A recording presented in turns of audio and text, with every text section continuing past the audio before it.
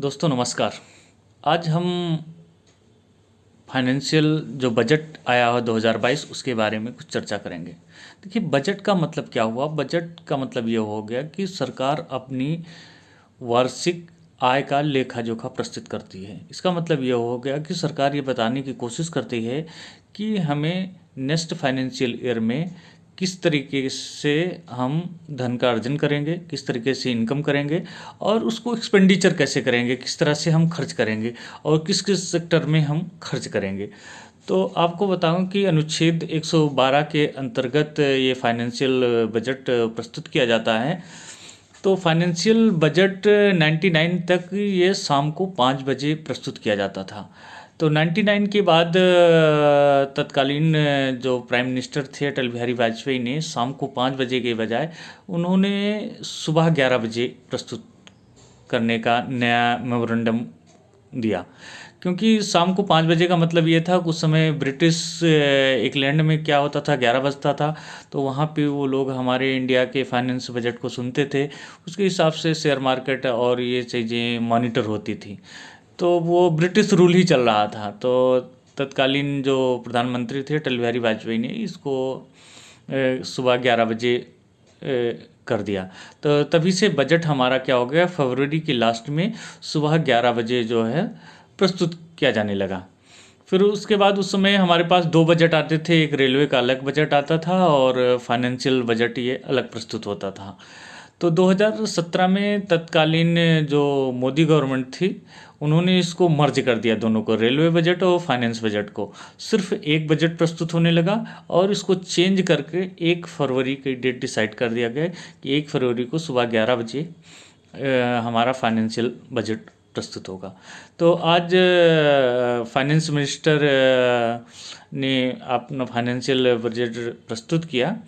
लेकिन आपको बता दूं, खास करके जो सैलरी क्लास पर्सन हैं उनको कोई भी टैक्स स्लैब में कोई चेंज नहीं किया गया, कोई बेनिफिट नहीं दिया गया।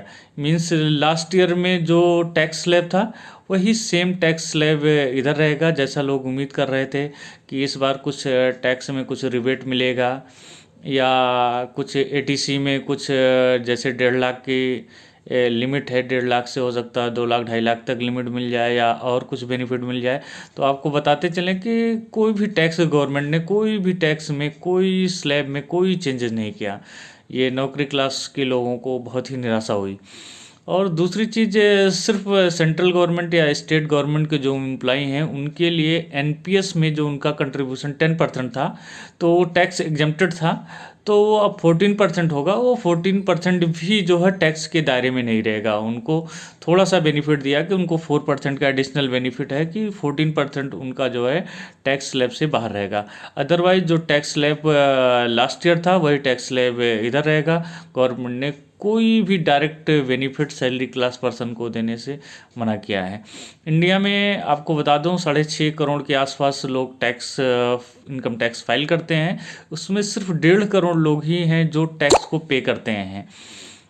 तो हमारी पॉपुलेशन 150 करोड़ से है, उसमें सिर्फ 1.5 करोड़ लोग ही टैक्स को पे करते हैं। तो अभी फंडामेंटल नीड है। फिजिकल डिफिजिट भी बहुत ज़्यादा है, राजकोषीय घाटा भी 6.5 लाख करोड़ का गवर्नमेंट का है। तो 6.5 लाख करोड़ का मतलब ये होता है कि जैसे गवर्नमेंट, जैसे हम मान लीजिए किसी की इनकम 3 लाख रुपए है और उसका खर्चा जो है 5 लाख का हो साल का, तो क्या हो गया कि 2 लाख का उसका इनकम नहीं है, उससे ज़्यादा उसने खर्च कर दिया, तो उसको बोलते हैं कि उसको घाटा हो गया। तो उस घाटे की भरपाई करने के लिए गवर्नमेंट क्या करती है कि या तो आप उस घाटे को, आपके घर में कोई पुरानी बाइक हो या कुछ लैंड वगैरह हो, आप उसको बेच दीजिए, उसकी भरपाई आप उधर से कर लीजिए। तो इस तरीके से गवर्नमेंट क्या करती है कि जो हमारे सरकारी कंपनियां होती हैं उनको शेयर को सेल करती है, वहाँ से रेवेन्यू जनरेट करती है और उसको एक्सपेंडिचर करती है।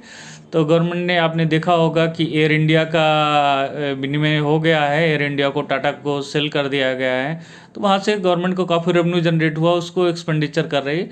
दूसरा क्या है कि अब एलआईसी का आईपीओ आ रहा है, एलआईसी से भी गवर्नमेंट उसको करके वहाँ से भी रेवेन्यू जनरेट करने की कोशिश कर रहे हैं। तो ओवरऑल इस टैक्स में सैलरी क्लास पर्सन को कोई छूट नहीं, सिर्फ जो एनपीएस अकाउंट के दायरे में आते थे उनका 10% पहले टैक्स फ्री था, उनको 14% टैक्स फ्री रहेगा। अदरवाइज सारी कंडीशन टैक्स की सेम रहेंगी जैसे प्रीवियस थी। Thank you.